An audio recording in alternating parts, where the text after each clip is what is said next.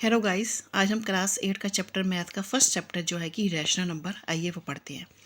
Rational number क्या होते हैं, इसको जानने से पहले हमें पता लगाना होगा कि नेचुरल नंबर क्या होते हैं। तो नेचुरल नंबर होते हैं जो 1 से स्टार्ट होते हैं, 1 2 3 4 और इन्फिनिटी तक, जिनकी कोई अंत ही नहीं होता, वो नेचुरल नंबर होते हैं। होल नंबर क्या होते हैं, जो 0 से स्टार्ट होते हैं, जैसे 0 1 2 3 4 होल नंबर।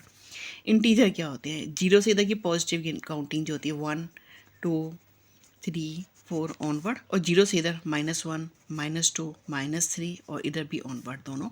तो ये पॉजिटिव इंटीजर, ये नेगेटिव इंटीजर, इनको मिला के हम लोग कहते हैं इंटीजर। अब फ्रैक्शन क्या होते हैं, कोई भी नंबर जो कि p अपॉन q की फॉर्म में हो, यानी इसमें बटे की या फ्रैक्शन की लाइन होती है, इसे हम फ्रैक्शन कहते हैं। जिसमें जो p और q है ना, वो दोनों के दोनों नेचुरल नंबर होते हैं। p भी नेचुरल नंबर और q भी, इट मीन्स ये पॉजिटिव होते हैं। अब आता है हमारा टॉपिक कि रैशनल नंबर क्या होते हैं। तो रैशनल नंबर क्या होते हैं, वो भी p अपॉन q की फॉर्म में होती है, फ्रैक्शन की लाइन उसमें होती है, यानी बटे की या डिवाइड की लाइन। लेकिन इसमें जो p है वो भी इंटीजर होता है और जो q है वो भी इंटीजर होता है, यानी कि ये जो फ्रैक्शन है पॉजिटिव भी हो सकते हैं, नेगेटिव भी। जैसे ये फ्रैक्शन में p यानी 2/3, ये फ्रैक्शन है। लेकिन रैशनल नंबर 2/3 भी हो सकता है, -2/3 भी हो सकता है, 2/-3 भी होता है, -2/-3 भी हो सकता है। तो ये फ़र्क होता है फ्रैक्शन और रैशनल नंबर में। अब रैशनल नंबर की तीन प्रॉपर्टीज़ होती हैं। वो क्या होती है कि जो रैशनल, पहली प्रॉपर्टी होती है, जो रैशनल नंबर होता है उसके साथ हम किसी को भी मल्टीप्लाई कर दें, किसी भी नंबर को, सेम नंबर को, तो आंसर हमारा सेम रहता है। ये उसकी फर्स्ट प्रॉपर्टी होती है कि अगर हम रैशनल नंबर के साथ किसी भी डिजिट को मल्टीप्लाई कर दें या डिवाइड कर दें तो आंसर हमारा सेम रहता है, चेंज नहीं होता। सेम इसी तरीके से रैशनल नंबर के साथ अगर हम किसी भी डिजिट को डिवाइड कर दें तब भी आंसर सेम होता है। और थर्ड प्रॉपर्टी होती है उसकी, अगर दो रैशनल नंबर हैं a/b और c/d, अगर वो दोनों इक्वल हैं तो इसका मतलब हम a को हम d से मल्टीप्लाई कर सकते हैं और c को b से, आंसर सेम होगा, यानी क्रॉस मल्टीप्लाई कर सकते हैं। ये रैशनल नंबर की तीन प्रॉपर्टीज़ होती हैं। आइए रैशनल नंबर पे आने वाले तीन एग्जाम्पल हम लोग देखते हैं।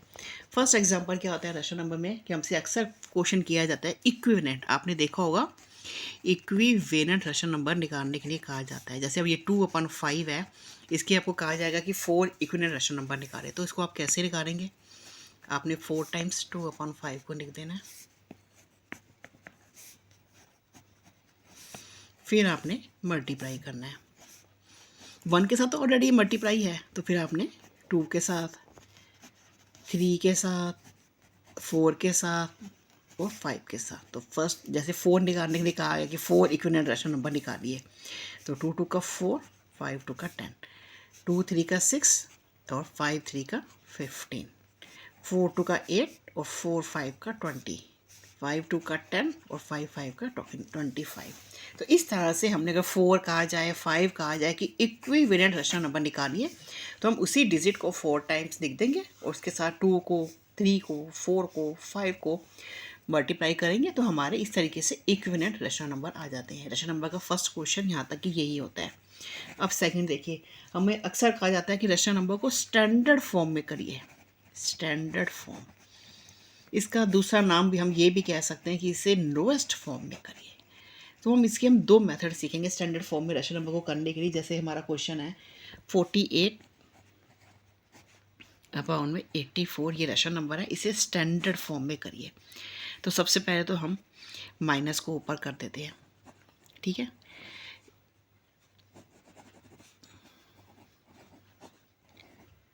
तो इसका सिंपल मेथड क्या होता है कि हम इससे कटिंग करते हैं, लोएस्ट फॉर्म में करने के लिए कटिंग। 2 2 का 4, 2 4 का 8, 2 4 का 8, 2 2 का 4, फिर 2 1 का 2, 2 2 का 4, 2 2 का 4, 2 1 का 2 1 का 2, 3 4 का 12 और 3 7 का 21, यानी -4/7 माइनस ये है।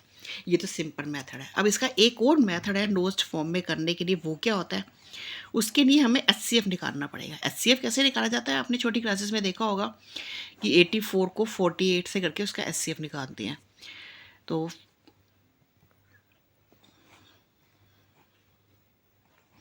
48 1 का 48,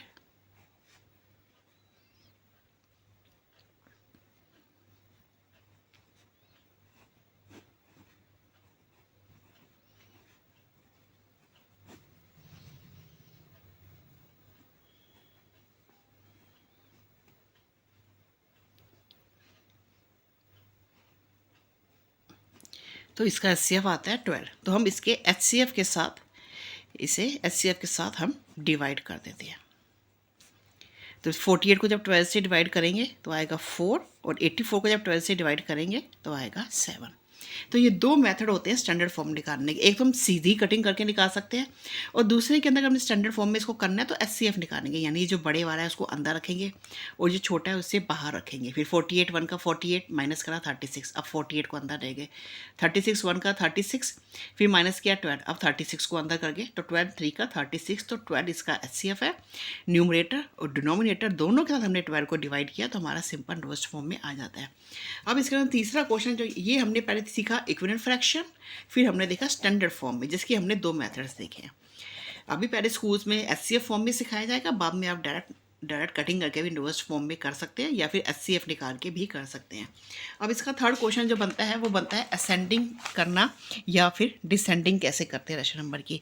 अब हमारे पास डिजिट है 5/12, 9/24, 3/4 और 7/16। ये हमारे पास 4 रेशनल नंबर्स हैं, इसे हमने असेंडिंग में करना है। तो इसके लिए हमें सबसे पहले क्या करना होगा, इनकी डिनोमिनेटर का LCM लेना होगा। LCM किसका लेंगे हम, 12 का, 24 का, 4 का और 16 का हम लोग एक साथ LCM ले लेंगे।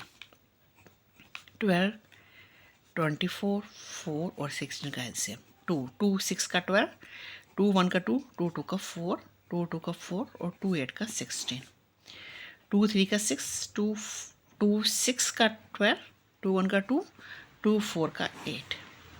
अब फिर 2 से करते हैं, 2 3 का 6 और 2 2 का 4, फिर 2 से,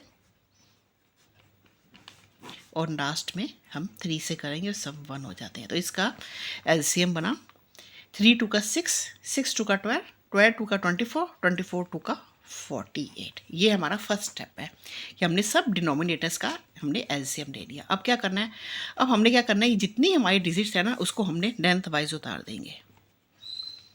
5/12, 9/24, -3/4 और 7/16। अब क्या करना है, मल्टीप्लाई का साइन डाल देते हैं। अब थोड़ा ध्यान से देखिए, जैसे इसके नीचे 12 है तो हमने 12 को हाइड करना है। 3 2 का 6, 2 का 12, कितना बचा हमारे पास, 2 2 का 4, तो ऊपर नीचे हमने 4 से मल्टीप्लाई कर देना है। अब यहाँ हमने 24 को हाइड करना है। 3 2 का 6, 2 का 12, 2 का 24, बचा सिर्फ 2, हमने 2 से कर देना है। अब हमने 4 को हाइड करना है। ये 2 2 का 4 हाइड कर दिया तो 3 2 का 6, 2 का 12 से हमने मल्टीप्लाई कर दिया। अब क्या हाइड करना है, 16, 2 2 की 4, 2 की 8, 2 की 16, खाली 3 बचता है हमारे पास। अब 3 से कर दिया। अब इसके प्रोडक्ट कंप्लीट कर लेते हैं।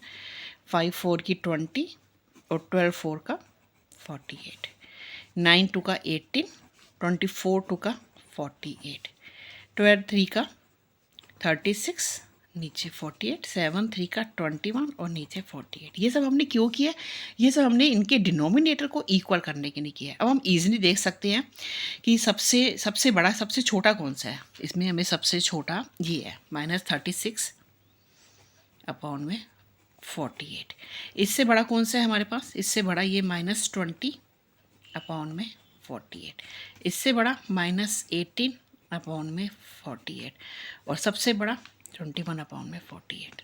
अच्छा, आपने देखा होगा कि नेगेटिव डिजिट जितनी बड़ी होती है वो उतनी ही छोटी होती है। तो ये हमारा असेंडिंग में हो गया। अब हम इसके आगे इनके क्वेश्चंस लिख देंगे। 36/48 किसका क्वेश्चन क्या था, 3/4, 20/48 का क्वेश्चन -5/12, 18/48 का क्वेश्चन -9/24 और 21/48 का 7/16। तो ये हमारा असेंडिंग हो गया। इसी तरीके से अगर उल्टा करके लिख देते हैं तो हमारा डिसेंडिंग बन जाता है। तो इस तरह से हमने देखा कि हमें रैशनल नंबर को असेंडिंग और डिसेंडिंग में किस तरीके से किया जाता है।